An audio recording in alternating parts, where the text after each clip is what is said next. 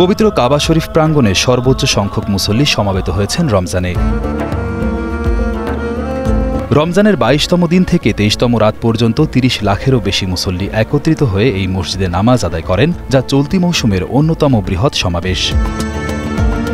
আরব ভিত্তিক সংবাদ মাধ্যম গলফ নিউজের এক প্রতিবেদনে বলা হয়, গেল ২৬-২৭ রমজানে মোট ৮ লাখ হাজি ও ৩.৪ মিলিয়ন মুসল্লি উপস্থিত ছিলেন মসজিদুল হারামে।